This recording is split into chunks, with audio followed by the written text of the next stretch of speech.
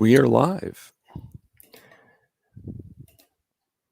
least Okay, that's what's hi said on my there, Bill. Hi again. We ought to think of a proper name for these live streams that we do. I've just kind of I like James Bond and stuff from a couple live streams ago. That might work. Yeah, well, the last couple I've called the James Bond Spy Dossier Command or something like that, just as a That's mashup pretty good of too. Yeah, yeah. I like that. Yeah. So yeah, it's well, I don't know. The two of us, if you've been watching these for any time, I think this is the I can't remember. Is it the fourth or the fifth one we've done? Fourth. Yeah. Fourth. I know that I typed it up earlier, but it doesn't mean to say that I can actually remember what I typed up. And so, yes, here we are again. I'm David Leigh of the James Bond Dossier, and this is Bill Koenig of the Spy Command. So it is Friday evening my time. It's Friday afternoon for Bill. Don't know where you are in the world. Probably a lot of our viewers are in Europe, in the UK in particular, but wherever you are in the world, welcome. And right, yes, okay, the chat is working. We've got a new streaming platform this week, and it integrates a bit more nicely with YouTube. And first question I need to put to our viewers is, can you hear me? We had a bit of a problem last time. Hi, Tim. Can you hear me? Can you hear me? Can you hear both of us? Well, I'll continue, and it just yes, we got it. Tony, yes. Thanks, Great. Tony. Great. Okay, because I think we were talking for. Oh, hi, Jack. Thanks for joining us. Hey, Jack. Yeah, last time we did the first 8 minutes with my volume severely muted, so that wasn't ideal. But expect tech glitches if you're dealing with tech. I've got a different microphone this time. I don't know how many microphones I've got. Anyway, we're here for an hour. We are going to talk about a bit about Blackwell Rum, and we're going to touch upon the death of Sean Connery's brother. He just died this week, and we're going to move on then to how in the early days of Eon, some of their stars weren't so well paid, it turns out, from what we've heard. So, and we're going to talk about a bit about whether that is still the case these days, or whether they're getting paid what they're worth, or maybe overpaid. Who knows? They get paid more than I do for doing this. That's for sure. Yeah. Anyway, the first thing I wanted to talk about is this, if I could show it, right? Blackwell Rum. This is the special edition with the 007 logo on it, and it is actually quite something. I'm a bit of a rum fan. If you listen to James Bond and Friends, you'll know that I'm quite into rum. And for me, I was pretty surprised by this when I first got my hands on it and sampled it, because it is unlike any other rum I have ever had. Normally I drink golden rum. This is a bit of a darker rum. And first thing I'm going to say is drink it in a brandy balloon. And the other is, I'm going to say, do not mix it, because it is a really, really complex rum. It's very much like bourbon, and I told Calvin Dyson that he'd probably like it, because I know that he's a bourbon drinker, which he did a video, and he agreed with me. He liked it quite a lot, but it's actually aged in bourbon barrels, and so you get a lot of the bourbon from that, and it's you get a hell of a lot of vanilla on the nose. I don't want to get all too wine snobby with this, and you get a lot of oak, which it comes from the barrel, obviously, but it's very, very unlike any other rum that I've had.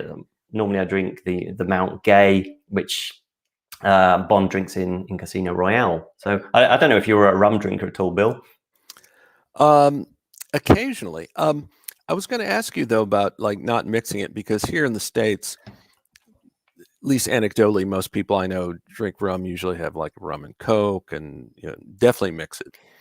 So I was intrigued by your comment, like this is a good rum and you shouldn't mix it. Yeah, this if you mix this, it's you're just going to drown out the flavors, I think, and it is so bourbony. It's not true, but you still get the caramel and the molasses from the rum. And I think if it's like taking a really peaty single malt Scotch and then mixing that with Coke or something else. It's just a complete waste of the spirit. This kind of spirit you need to enjoy on its own. So you don't need a huge amount. Just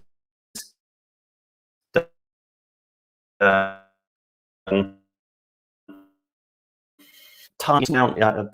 I've a still shot, and it's just enjoy it. Enjoy all the different flavors that you can get, because it kind of, as it sits in your glass, the flavors kind of change, and the smells change. It's quite, it's quite something. That's interesting. How it's obviously going to cost different amounts in different countries. I mean, is it expensive rum? I've never had Blackwell rum specifically. Yeah, these ones were very expensive for rum. I think I think it was 39 euros, 39 euros plus shipping.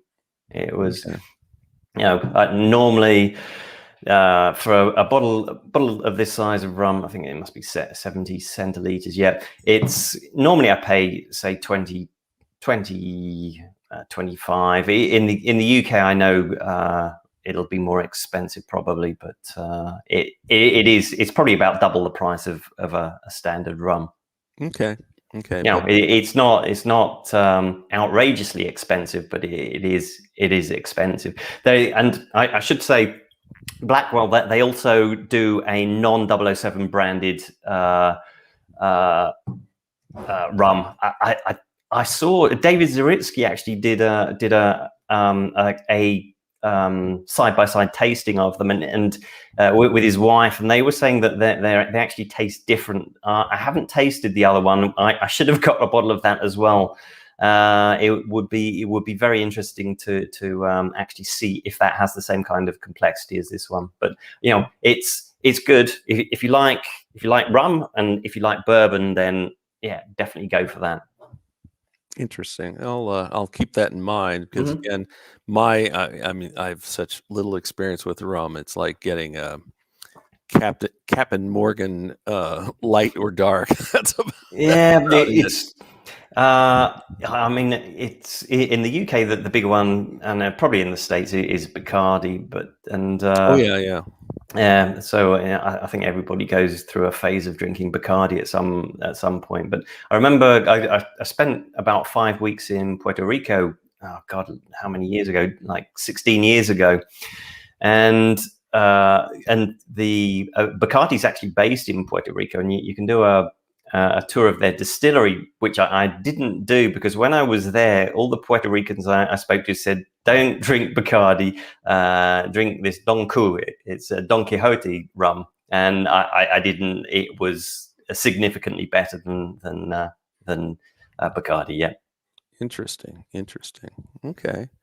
Well, that's I'm taking notes. And of course, Blackwell, of course, is Chris Blackwell, right? And it is, yes. There is a very, very direct Bond connection with this rum, because it is not only owned by Chris Blackwell, whose mother had an affair with Ian Fleming, but he also owns GoldenEye, right? And he worked as an extra on Dr. No. I mean, I think he did. Yeah, he got oh, it's in the making of Dr. No on the home video where he said he got, I don't know how many, 5 pounds or something to take a dive off the dock, where the Yeah. scene that's supposed to be Dr. No's headquarters when everything's about to explode. I think he also found some of the local musical talent as well that appeared in Doctor No. And also did some of the location scouting and found those places, like the beach where Ursula Andress emerges from the ocean and so forth. Yeah, he didn't get a screen credit for all this work, but but he was definitely a sort of a Mr. Fix-It kind of thing on the local scene. Yeah, and of course he founded Island Records as well. So he basically put reggae on the map, or Jamaican reggae on. Oh no, he introduced Jamaican reggae, or a lot of Jamaican reggae to the UK. So he quite influential. Right, and he also talked a bit in that documentary about Byron Lee, who's it's his band that's playing at Pussfeller's place in the movie, and at the time they made the documentary, Byron Lee was still going great guns in Jamaica, as at least that's how I recall it. So anyway, yes, moving on from rum. Yes. Operation Kid Brother Neil Connery passes away at age 83. Let me mute my phone. Okay, so all right, Bill. This is the thing about live recordings. You never quite know what is going to happen. Last week it was my microphone not working, and this time Bill takes a phone call live as we speak. How are you doing, Bill?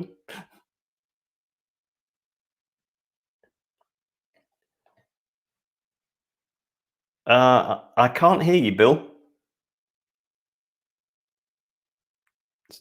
Still no.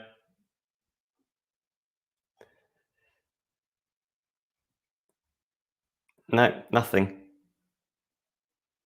Uh-oh.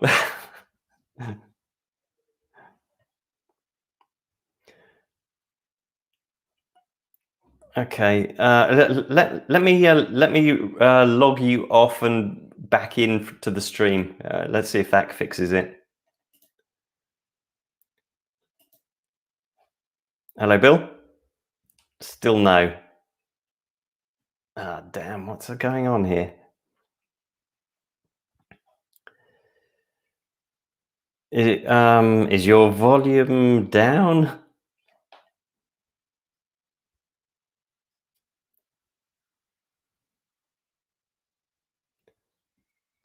How about now? Yes. It turns out it said on the screen it was not muted, but then on my little hand control it was. Sorry about that, everybody. That's on me. Yeah. Where's Key Branch when we need them? Yeah. It's always the thing, Tim. Oh well. So anyway, we're about to say yes. Neil Connery passed away. Sean's brother, of course. Which we're going to. I suggested this as a way to segue into another topic, but first let's talk about the departed younger Mr. Connery. He was in one of the odder bits of the 60s spy craze, which was they weren't trying to cash in on Connery at all, were they? I mean, it's under multiple titles. In some territories, it's OK Connery. In others, it's Operation Kid Brother. That's the version I saw. And in others, it's like double 007. So it kind of depends on the print you see. But it was actually released, at least in the US, by United Artists, which was Bond's home studio. And it has 5 actors from the Bond series. Daniele Bianchi, Adolfo Celli, Anthony Dawson, and most interestingly, and this is what we'll get into later, Bernard Lee and Lois Maxwell. And it had this great fit of originalities with character names, because Neil Connery's character is Dr. Neil Connery, and Lois Maxwell's character, at least her last name is Maxwell. So it's like, yeah, but can you imagine the actors that are involved in No Time to Die? Can you imagine if they did something like this? They would not set foot on a Bond film again, I would think. no, not at all. And well, just real quick to just clear the decks on this one. So it was an Italian production. The screenplay credit kind of gives you alarm, because there's like 4 names on the screenplay. Like, uh-oh. I suspect this one got worked over quite a bit. I actually watched part of it the other night. So Dr. Neil Connery is he's apparently an expert in hypnosis, and he actually he kills a guy somehow with some kind of hypnotic thing. He goes like this, and his eyes get really big, and like, what? I mean, what is this guy got superpowers? I'm not sure I quite understand. I have not seen this. It sounds like, I don't know if it sounds like I should or I shouldn't.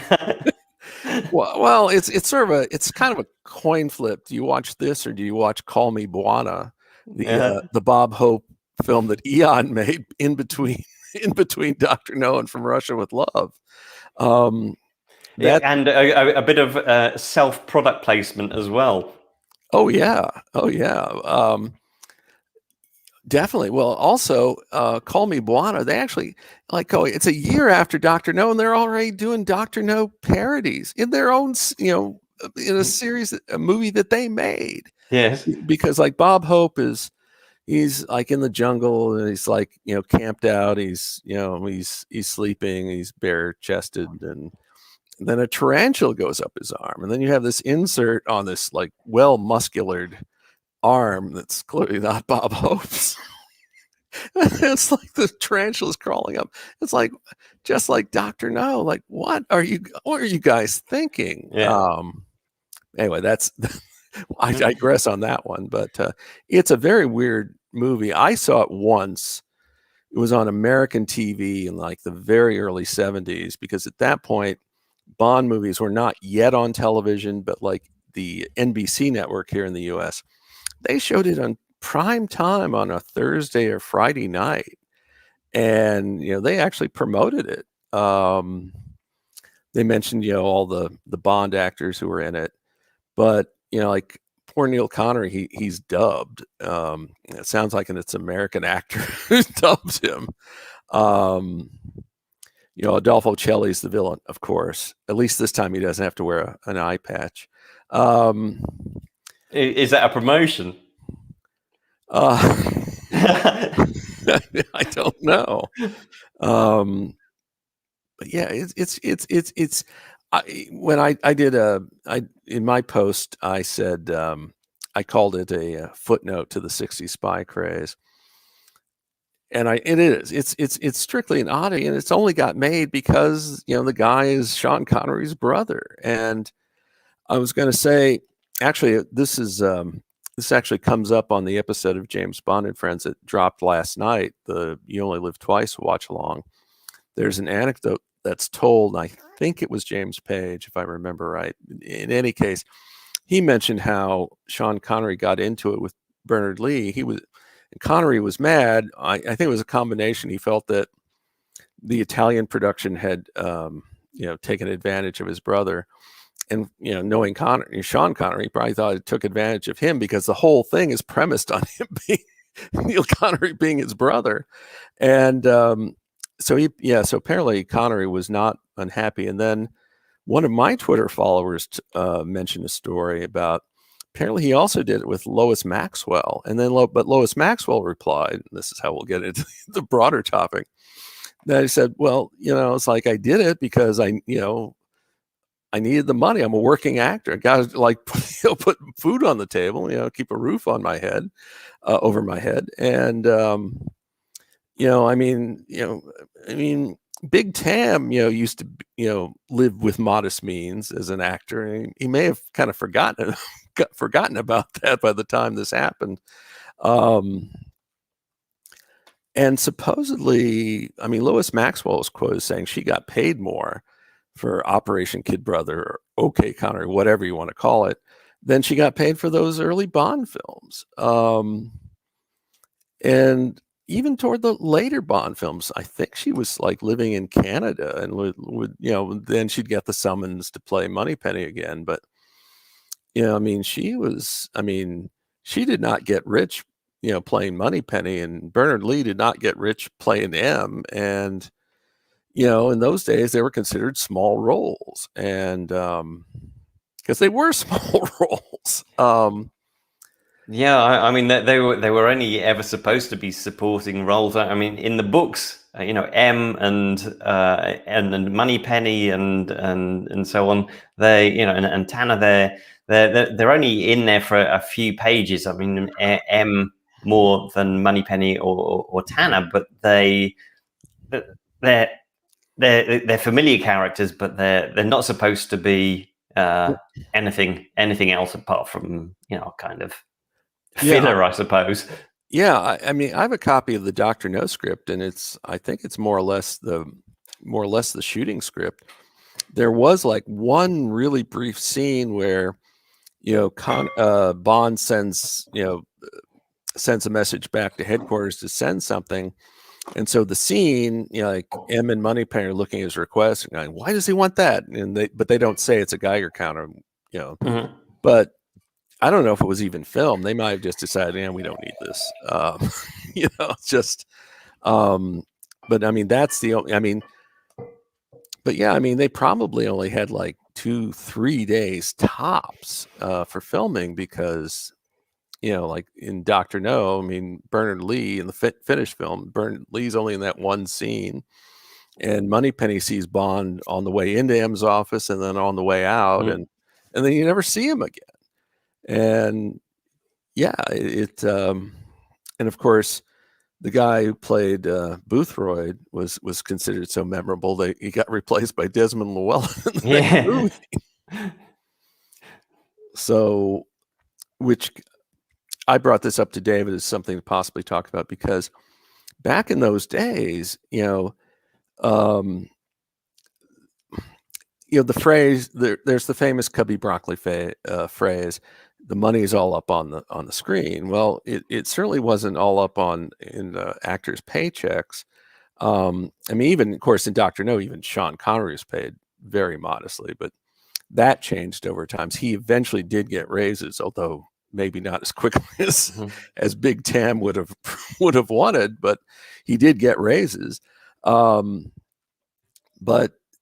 I've heard some Bond fans express shock. They can't believe that those actors weren't paid. They were so beloved and fans loved them, but the producers didn't look at it that way. I mean, so yeah, the money's up on the screen is like spectacle and explosions and big things. And yeah, do you know? I think probably acting's a bit like music. It's like all the musicians that I've known, and I've been told that people think that they've got hundreds of thousands in their bank accounts, but they're barely scraping a living from their music. And acting is the same thing. I think. Well, yeah. I think probably the arts in general is the same. There aren't that many people who manage to get decent, really decent pay. Most people are probably scraping their living together. A handful are probably making a decent living, but it's very few who are making the big bucks. Right. Question from Tim Peter. Asking about Peter Burton. Wasn't the armorer? He's referred to as the armorer, but he's also referred to as Major Boothroyd. I think M says, "Thank you, Major Boothroyd," after he explains, the PPK. And then in From Russia with Love. So anyway, Peter Burton was not referred to as Q. I don't think Desmond Llewellyn was referred to as Q in From Russia with Love. I think he was referred to as the armorer. The end titles, it says Boothroyd. And then I think the whole thing about labeling him Q really took off with Goldfinger. Yeah, I've got the feeling it was Goldfinger as well. It's if you Just about every element of Bond you can trace back to Goldfinger. Yeah, and what you were saying about people working in the arts, being paid modestly, except for a very privileged few, I think is very true. Real quick, there was a guy, he was an actor named William Self, and he was a pal of Spencer Tracy. Now, William Self had a chance to get into directing behind the camera stuff, and he would eventually be the head of the television department of 20th Century Fox in the 60s. Anyway, when he first had a chance to segue into production work rather than acting, he went to his friend Spencer Tracy. And supposedly what Tracy told him was, well, when you're a star, being an actor is kind of fun, but if you're not a star, it's not so much fun. and so William Self took that advice and became, very successful, behind the camera. And but yeah, I mean, being an actor is, if you strike it big, great. You can be fabulously rich, but that does not happen very often. My wife was a friend with a working actor in Hollywood. She put on some fan conventions for a series called Quantum Leap, and she was able to get this guy out. This was in Indianapolis, and she was. I used to watch Quantum Leap. Yeah, well, the guy's name is John D'Aquino. I mean, he's still a working actor, but he's not a star. And I mean, working actors who aren't stars, there's a reason they have agents. They need the agents to hustle to get them jobs. It can be a real tough grind, and that was definitely the case with, again, Bernard Lee and Lois Maxwell bringing this to Bond, and Desmond Llewellyn too. I mean, on one of the James Bond and Friends podcasts, I forget the joke, but it had to do with how Desmond Llewellyn would go to all sorts of like store openings and other events like that. And the joke, I forget how the joke was phrased, so I'm not going to guess at it, but that was the gist of the joke, was he would do all this stuff. Well, the reason he did all that stuff was like, B&Q, at least for him, was not especially enriching, and so he's in demand for all these events. So yeah, you go with it.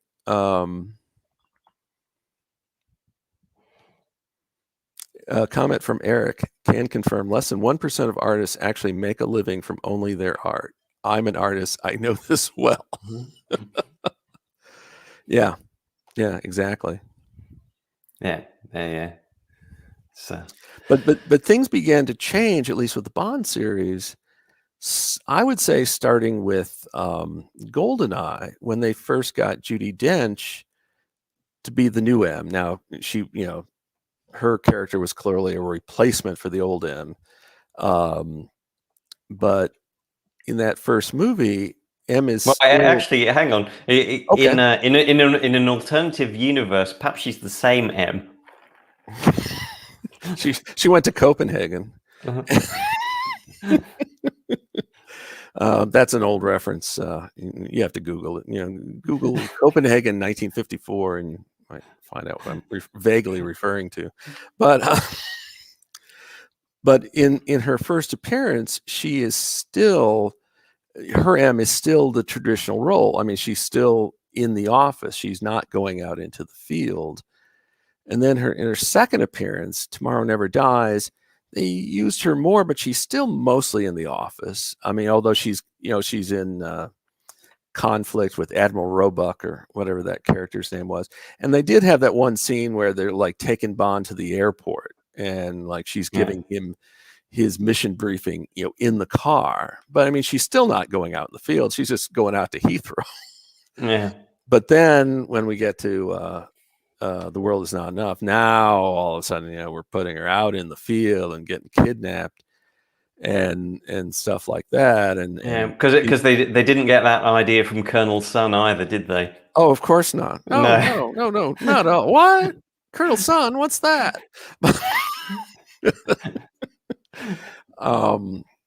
And so she's like a much more of a central player in that. And then with Die Another Day, suddenly she's going out to Hong Kong, and like, we're gonna send you out to the Falklands, Bond, and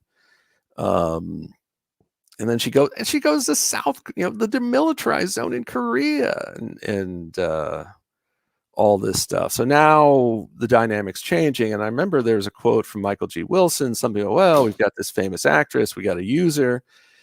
But that changes the whole dynamic. And of course, then it's even more so in the most recent films 6 years ago, where it's like, now you got the whole Scooby gang going out in the field. And you got M, and highly paid Ralph Fiennes, and Moneypenny, who's getting more money, even adjusted for inflation, is getting a lot more money than Lois Maxwell ever got. Yeah, more money than a penny. More money than a penny. More money than $100. Yeah. And so that changes the dynamic, because suddenly now it's like, oh, I don't know, it's like Diana Ross and the Supremes, except there's more Supremes. You've got a lead singer and a backup band. And then it even gets more so when you get into like the main villains, because, okay, so this is about 15 years ago. There was this, comic book / collectible show where, one of these things where celebrities show up, many of celebrities on the downside of their careers, but showing up to, sign autographs for money and so forth. So this was in the Detroit area, Detroit suburbs, and Maude Adams was there. And originally she was going to have a thing on the main floor, but kind of off to the side. But then her representative said, "What? She didn't have laryngitis, but her throat was bothering her. Like, would you guys who are waiting here mind going off to this room further off to the side? And that way she doesn't have to talk as loud." And of course, there were about at least a dozen people there, because I was there. Said, "Yeah, absolutely." And so we went in there, and so of course, naturally, the first questions are about Bond, and she starts to give the thing which I'd seen before on these making of documentaries on the home videos. She said, "Oh yeah, they put you up in these great hotels. It's like great service." And I'm thinking, yeah, I've heard this before. I've seen those documentaries. But then she added, which is good, because they don't pay you that much. Yeah. Now I said back, oh, no, wait a minute. And it was like, just a little bit of honesty here introduced into the discussion. Now, just to be clear, she didn't offer any financial details, and nobody there, including me, pressed her on it. Yeah. I was just impressed the fact that she said a little bit more than the usual PR spiel. And but yeah, that opened my eyes, because again, she's in 2 movies, and she's like the second female lead in one, and she's the female lead in the other. So, she's thinking she wasn't paid that much money. That sort of catches my eye. And I suspect it was that way for a long time, because I remember reading back in the day, at some point, I think this was the 70s, supposedly Faye Dunaway's name came up, but they rejected her because too expensive. It's like, the money's got to be up on the screen. Like, it's like, Faye Dunaway is going to do that. But now they've made a point of hiring much higher priced talent. So, you got Javier Bardem for Skyfall, and he was coming off an Academy Award. Rami Malek, I don't know if he had won his Oscar. Yeah, but he was certainly kind of hot property, and he was. So yeah, he had played Freddie Mercury. I don't know if he had won his Oscar for it yet, but he had done that movie, and that movie was a big prominent movie, and he was doing the Mr. Robot TV show in the U.S. Yeah. And there's somebody else. It's Ana de Armas. I mean, she wasn't very well known. She'd done Blade Runner, and she'd done some other stuff. And of course, before No Time to Die, she had also filmed Knives Out. But her stock has been rising and rising and rising since first introduced at GoldenEye in, was it 2 years ago or whenever it was? April of 2019. Yeah, Yeah, God, because that's such a long time ago. it's ages ago. It seems like because I got the impression I said something kind of harsh when we were doing the podcast because she seemed kind of lost but it's like more I think about it, she was probably jet lagged. They probably like got her there. It's like, Anna, sit here, like and plus you had that hostess who was asking the inane questions, supposedly straight from the internet, but like she's not at a computer and she's got the questions written down. I don't think these questions are it's fresh. smart paper. Right. But anyway, I suspect she was probably jet lagged or something.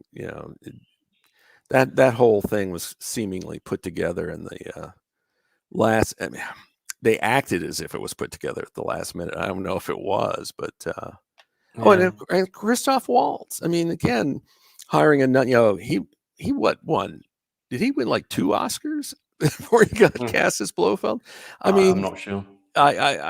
He won at least one, and he's like a pretty high priced actor by that time as well. And I think I've only ever seen him in one other film, which was Inglourious Bastards, a Tarantino film. And he was in another.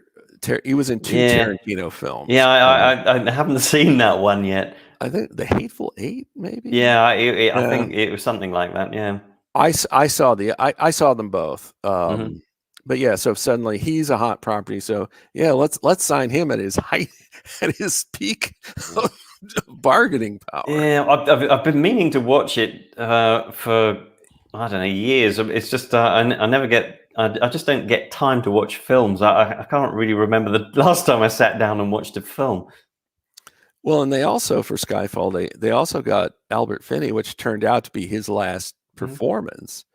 Now that's a pretty small role, and maybe they didn't pay him that much, but I suspect they had to like pay him some. I mean, I think even adjusted for inflation, I think he got a lot more than like sort of like the typical Eon small role actor in the 60s and 70s. Well, I've got some news for Eon. If they want somebody for free, here, I'll do it.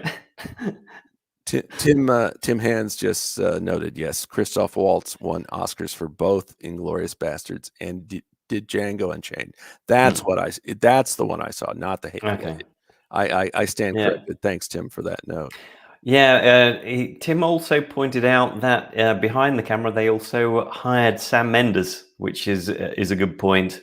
Yes, and not only that, but they're negotiating with Sam. I mean, in the Cubby Broccoli days, I mean, he had this reputation for being a pretty hard bargainer.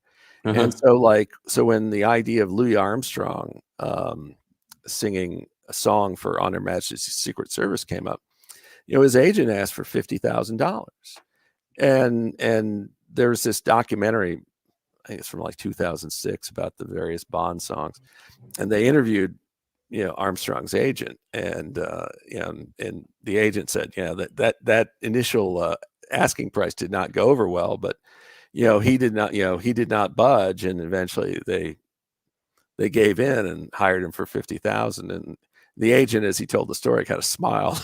I think he was kind of proud of holding their feet to the fire on that one. And of course, it's today it's like one of the best remembered Bond songs. Of course, not a title song, but yeah, I mean, very well remembered, and it was like one of Louis Armstrong's last big songs. So yeah, it's I mean, but today, like, so with Sam Mendes, you mentioned, it's like when they did the Skyfall press conference, which they did just as filming was about to start. It's like somebody asked, one of the reporters asked Mendes, would he come back and do another? And like Barbara Broccoli, before Mendes can answer, we've been wondering the same thing. It's like they're like so anxious. And I mean, I've kidded about this. I'm sure it didn't happen exactly like this, but I've kidded about the negotiating between Eon and Sam Mendes went something like, Mendes says, I want double what I got, and then Eon says, how about triple? Okay, sure. No, I want double. Oh shit. And now, I mean, part of me wonders, like, are they going to pull the same thing with Kerry Fukunaga? I don't know. Although if there's Kerry Fukunaga fever, it might have cooled just because of all these COVID-related delays. But we'll see. Don't know. Okay, but it's not just actors and behind the camera talent that they spend on. As we were reminded by the 007 social media accounts this week, it is also they have got so much money to burn that they can have kind of these non-ent huge, well, in fact, largest explosions in movie history, which you just kind of make no impact on the story and leave no impact on the viewer. I saw that. It's unbelievable. 6 years later, and they're still bragging about it. And it's like, I did a quote tweet about that. So like, you see their original tweet, and then you see my comment above their tweet. And I said, there's an explosion in The Man with the Golden Gun where Bond and Goodnight are trying to get out of Scaramanga's lair, and it's like a much smaller explosion. Yes, absolutely, yeah. Has a much more. And I said my concluding comment was, cost of an explosion does not equal drama in a movie. Yeah. And like, the fact they're still boasting about that 6 years later. Yeah, well, I remember a month or so ago, it was, World Environment Day or World Day, or I don't know, something like that. And they were, doing all the kind of, Ian Fleming was all into, into this and that, and in Bond, who'd been into all these fantastic unspoilt locations, blah blah blah. So I decided to troll them, and I tweeted at them the explosion from Spectre.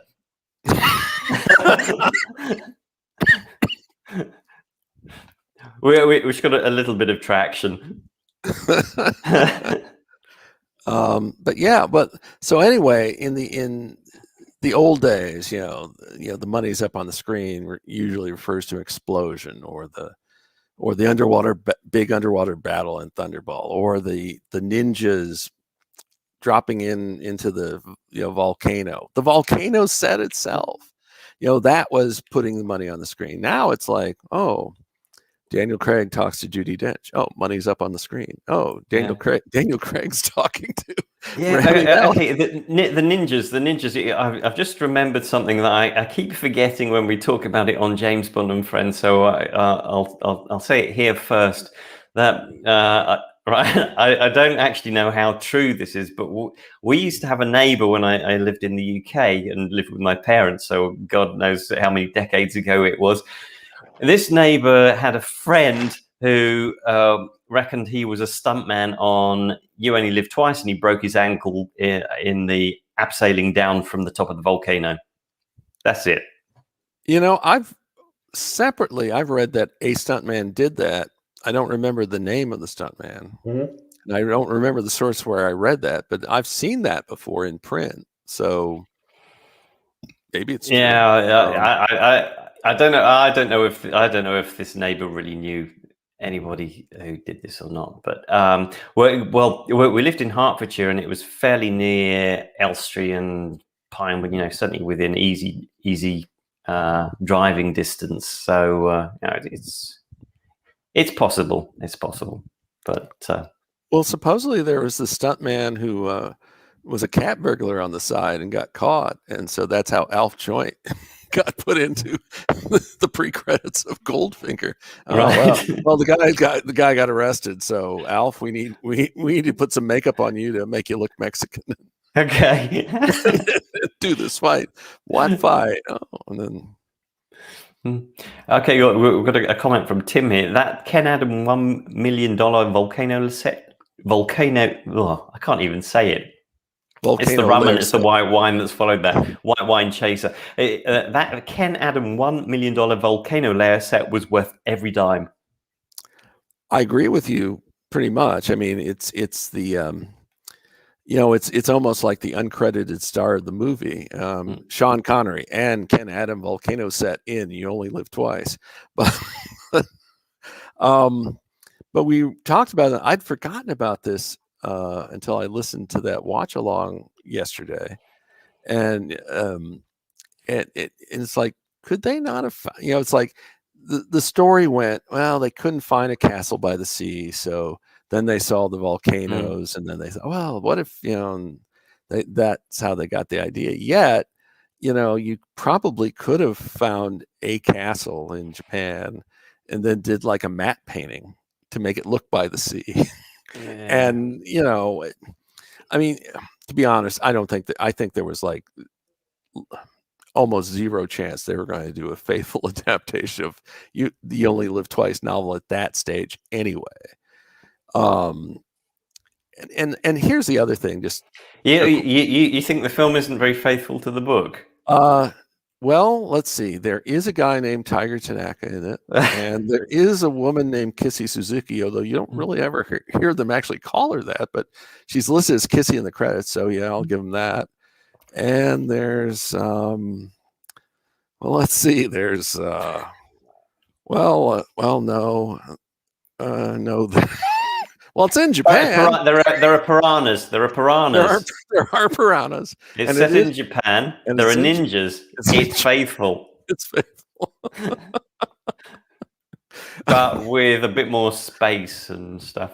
Yeah. And less garden. A lot less garden. And anyway, but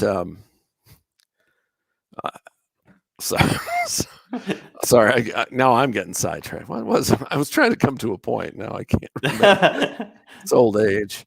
I don't know. Anyway, well, my point being, it's like, to me, that thing about we couldn't find a castle by the sea, is that true or is it not? Or is it like, to quote an old Western film, when the legend becomes fact, print the legend. Yeah, it's because it's just like an excuse not to be faithful to the book. Right. And I remember when Moonraker came out, and I read an interview with Cubby Broccoli in, I don't know, it was like the Radio Times or something like that, I think, at the time. Or maybe it was like something like Starburst. I can't remember. But he was saying that he justified changing the films because he was saying that, the films that they filmed first, it was because they had the stronger plots, but as they moved on, the books weren't as good, the plots not as solid, and so they needed to change them to make them into decent films. And that was really, I took it in at the time because I was like, like 12 or 13, and or maybe 14. I don't know. I don't do maths live, and but it was, looking back on it, basically he was just justifying what they were doing with the film series. By the way, Heather in the comments suggests maybe it's a more faithful adaptation of Dr. No. Yeah. Point taken. Well, I was going to say, though, okay, so some Bond fans said, oh, if only they had done On Her Majesty's Secret Service first, rather than You Only Live Twice. The problem with that is, one, you would not have had Peter Hunt directing it. Two, that wouldn't have been as faithful adaptation either. And we know this because there's that book, The Making of On Her Majesty's Secret Service, and they have this big chart that shows, summarizes various drafts, because the first draft was as early as 64, and there were like some, there was at one point one draft, and they had, it's like the villain is Goldfinger's twin brother, an idea that then got recycled later in Diamonds Are Forever, and they didn't use it then either. But oh my God, but that's going to show up in Bond 26. And you're talking about with Moonraker, it's like, today actually you could maybe do a faithful adaptation of Moonraker, because you've got all these billionaires playing with their rockets. You got, Yeah. Oh Elon my Musk God. and Jeff Yeah. Bezos, and like, okay, so now it's like, Yeah. because It doesn't even need to be fiction. no, you cook up a new villain who's kind of a mix between Elon Musk and Jeff Bezos, who the two apparently can't stand each other, or at least they're rivals at any rate. So you do something as kind of amalgam of the two, but it's like you could do something trending toward a more faithful adaptation of the Moonraker novel now. I lost you there, Bill. I was just saying you could now do something more approaching a faithful adaptation of the Moonraker now, just because real life is kind of caught up with Ian Fleming's fiction from the 1950s. Yeah. Do you know Jeff Bezos just needs a scar on his face? Well, now see, scars, that's no good anymore. True. Isn't it like the BFI is like saying don't have scars on villains? That's bad. Yeah, I was just as a reference to Blofeld from You Only Live Twice. But yes, can't do that. That's right. Yeah, no, and it is a good point. Another comment from Heather. Harry Saltzman was very public in his keenness for casting Brigitte Bardot for Tracy. Well, Brigitte Bardot, I believe Tracy was a blonde in the novel. And I think so too. Yeah. Yeah, and I know they looked at some blonde actresses. I mean, what happened was, once it became the inexperienced George Lazenby, okay, we've got to get an experienced actress, and Diana Rigg was available, and it's like, well, she's not blonde, but so what? I mean, because she was very popular then as well. I mean, she had wrapped up her work on the Avengers TV show, so yeah, I mean, she was. Yeah, do you know? How do you picture Tracy in the book, though? Because Diana Rigg is very much British, through and through. But that kind of that doesn't. I can't remember who her mother was in the book. Though. Yeah, I don't remember off the top of my head. She wasn't British. It was because you had this Corsican guy and this other woman. Corsican bandit. Corsican bandit. Yes. Yeah. Well, I mean, I've wondered out loud. I mean, in Spectre, Lea Seydoux, in my mind, is clearly supposed to be Tracy 2.0, and I'm kind of wondering the fact that she's blonde helped get her the gig. I mean, she's a very good actress as well, but I kind of wondered if that was partly. I mean, I had a chance to see one of the drafts of the script, so my impressions were not totally like a fan, but when I saw that she, who she was and that she was playing that role, I thought, okay, Tracy 2.0. I think that was definitely in their mind. I mean, they dialed it back, the Majesty's references. I mean, in the draft I saw, Bond actually says, "We have all the time in the world" at the end. They didn't go that route, and I say thankfully, but and of course, and I mentioned this before as well, there was an earlier draft than the one I had where there was a henchwoman named Irma Bunt. So I mean, very clearly Majesty's was on their mind in the scripting process of Spectre. Yeah.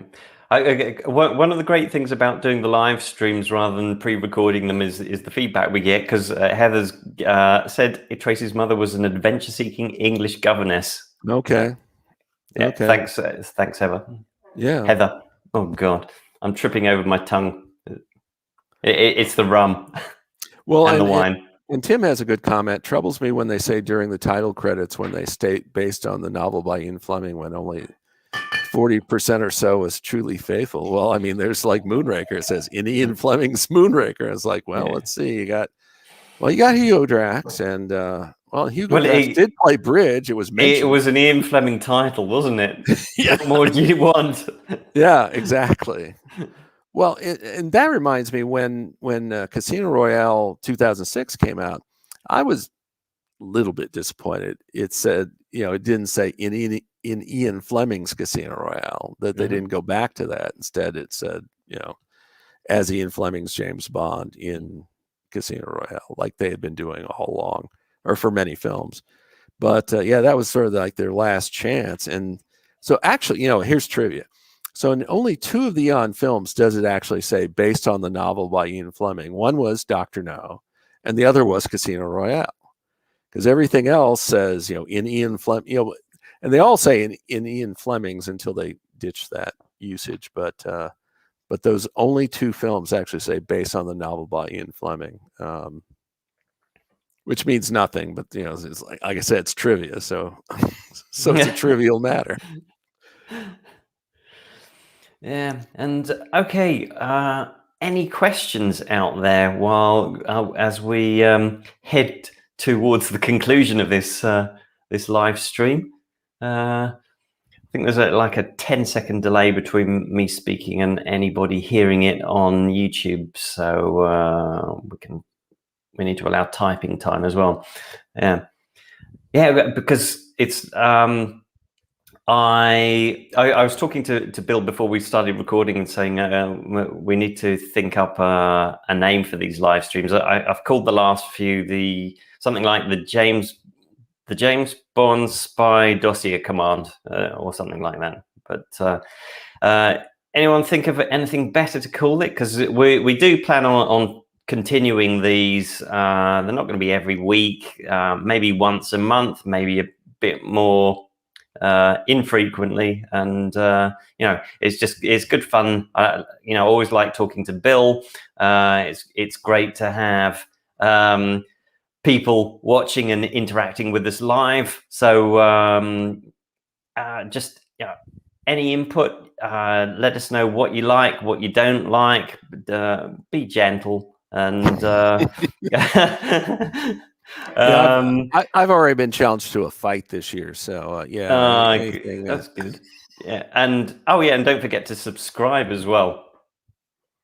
Let's see, maybe Diamonds Are Forever could have been more faithful. Yolt in Connery has been.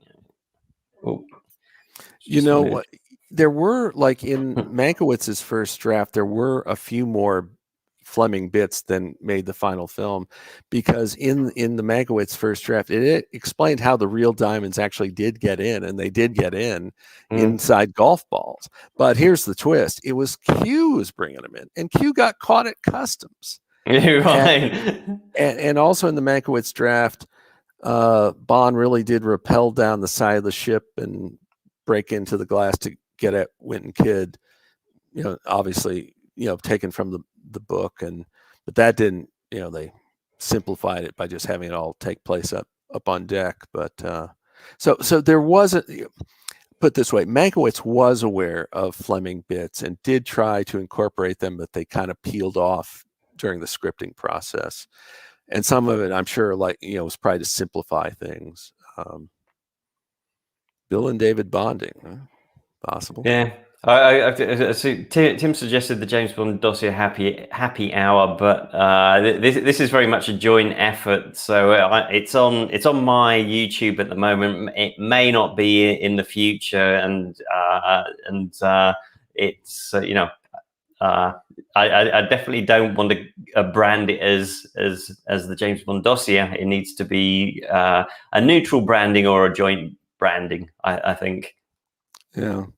But I'll steal the James Bond Dossier happy hour as a solo live stream, though. So is Mr. White supposed to be Marc-Ange Draco? A flawed one. I guess a kind of retrofitted one. Very, very retrofitted. Yeah. Raymond Benson, one of his continuation novels, brought back Marc-Ange Draco, and he was the villain of the book.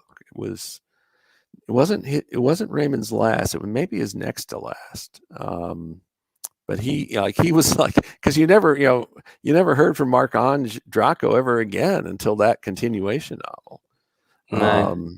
At least it was Are we hitting the hour? We are. Well, just to finish off, I think Marc-Ange Draco must have been a bit pissed off that his daughter had been killed after marrying Bond, so was avoiding him for some time. You know what? Actually, I think that is an angle in that continuation. Okay. At least to a degree. It's been years since I read it, but I still have it. I might look that up. Yeah. Okay. Oh, well, okay. Just a final one. Will Daniel Craig ever ski? It seems unlikely No. since No Time to Die is set in Jamaica and so on. I think the answer is no. I wouldn't bet the mortgage, but I'd bet $5. Maybe water ski, but I doubt that. Yeah. Too.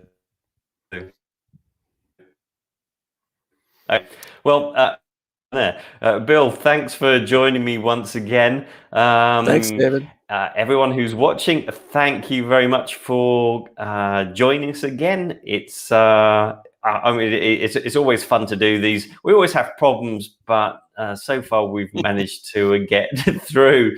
We haven't had as big a problem as the first one when I cut Bill off. And we had to resume on a different URL, but I'll try not to do that again. And I was about to say I enjoy these always. So thanks for having me, David. I appreciate it. Okay, and I said it before, but I'll say it again.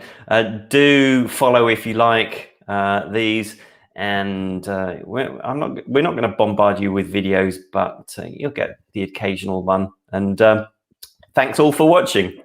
Take care. Bye all.